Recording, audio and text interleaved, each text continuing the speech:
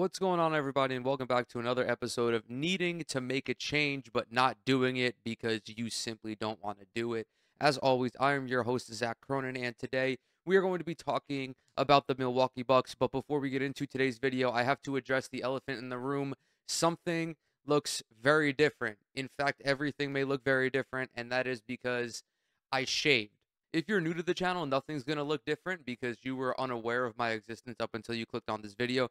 But if you are returning, I have very clearly made it out of my parents' house. I am no longer recording in my bedroom. My wife and I purchased our very first home. This is the second bedroom, which we have converted into an office. As you can see, there is mad shit behind me.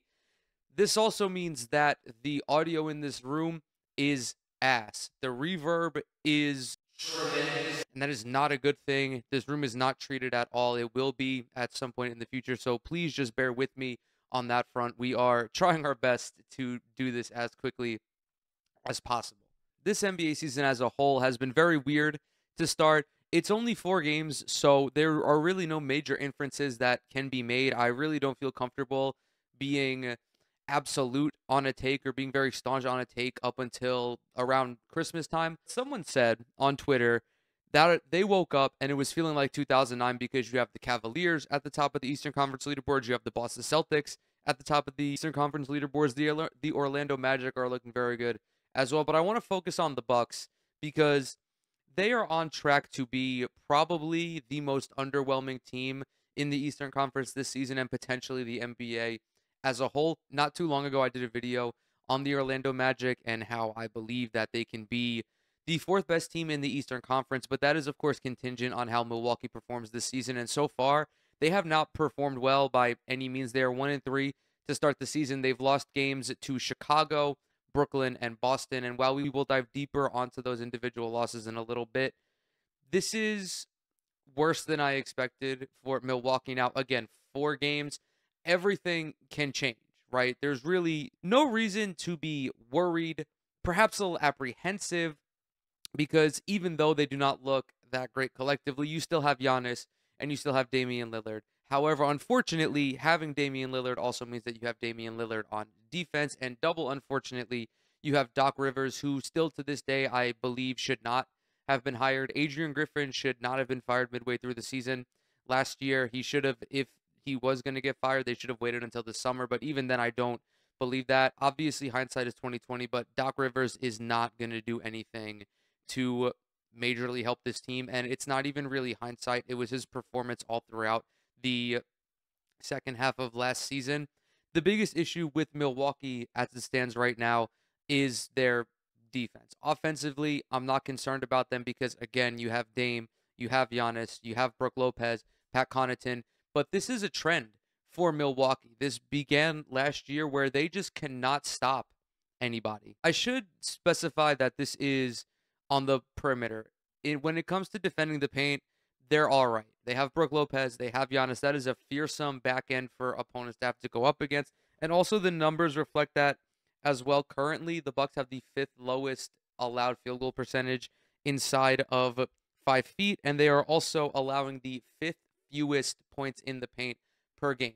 So they really are, in theory, like only one piece away from turning around their season. Kind of what we saw with the Dallas Mavericks last year before and after they acquired Daniel Gafford and how he entirely changed the outlook of that team.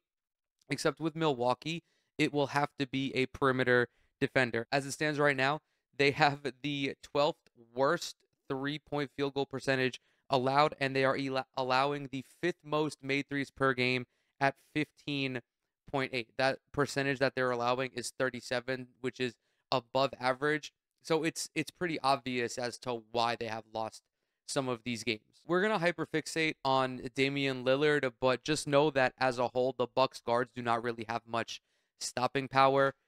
They cannot do anything to prevent opposing guards from scoring. I'm not really going to even get into the Celtics because I don't think the Bucks would beat the Celtics in a 7-game series. That loss does not perplex me too much, especially with how the Celtics have come off or have begun this season.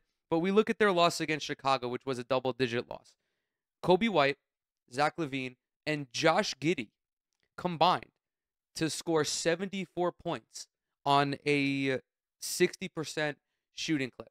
When they lost to the Nets by double digits, Cam Thomas and Dennis Schroeder combined to score 61 points on 50% shooting.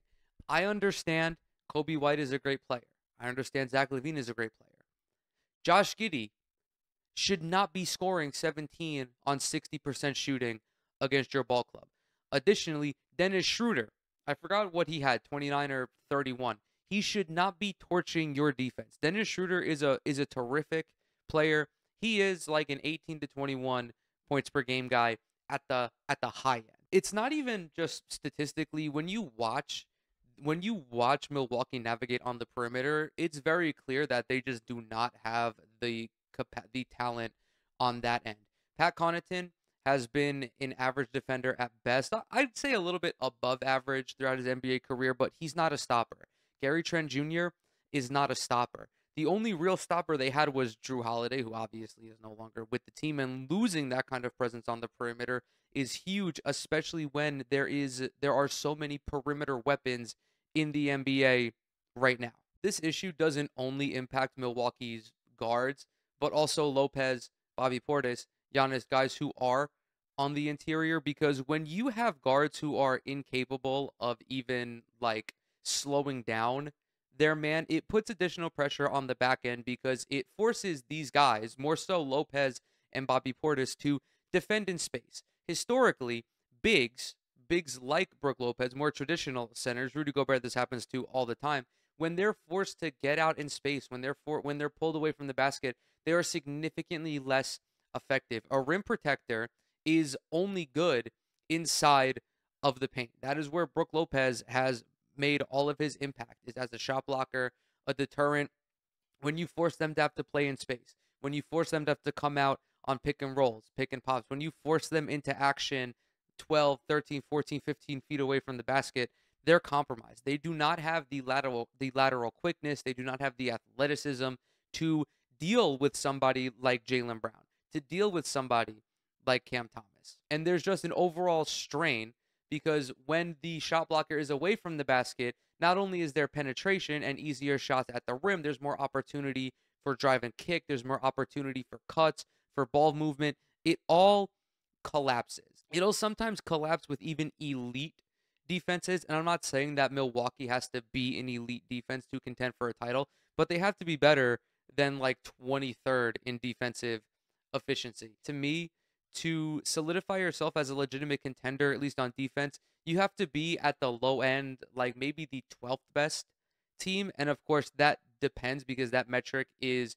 entirely contingent on the health of your roster, players moving around. Of course, the scheme also helps considerably, but there's really no scheme that Milwaukee can implement that'll drastically change anything. It's going to require them to go out and get a legitimate 3-and-D threat, someone who can D up, not even like a fucking 3-and-D guy, just honestly a D guy at this point. I don't know who that would be specifically. There are a few more months for Milwaukee to figure out what kind of wing would best suit their play style. We also have to see who is available at the time of the trade deadline, or maybe a little earlier than that. Someone like Alex Caruso would have been a great acquisition for them over the summer. I'm hesitant to sound the alarm on Milwaukee, as I mentioned at the top, because, again, we are only 4 games into the season, and I don't want to see people in my comments talking about small sample size. I'm acknowledging the small sample size, but this is a trend that does not bode well for Milwaukee later on in the season. Because if it's already as bad as it is, how much better can it get? If they were a little bit more average on defense, I would say that it's probably nothing to be worried about because it's early in the season. Again, there are rhythm issues, there are chemistry issues, but they are just not a good defensive team. And is a really, really, really small chance, because it is incredibly difficult to go from being not good on one end of the floor to being great without making some sort of trade. There is, of course, the chance that they turn things around. I'm not necessarily optimistic on that because they're just not trending that way. But Giannis has been playing great. Damian Lillard has been playing great offensively. Brook Lopez is contributing. Bobby Portis is contributing as well. They are just going to need someone to step up as that number three, which I'm also not confident in them having one of those guys either, because, again, there's just simply nobody on the roster unless they think Marjan Beauchamp is going to turn into this magical shot creator who can alleviate Dame and Giannis. With that, I'm going to go ahead and close this video out. Thank you guys so very much for coming to hang out with me today. As always, everything I'm associated with is down in the description box below. Twitter, Instagram, TikTok. Subscribe to the channel. Leave a like on this video if you enjoyed it. Drop a comment as well. It really helps out with the algorithm. If you do any of those three things, you will become my new favorite person. And with that, I will see you in the next one.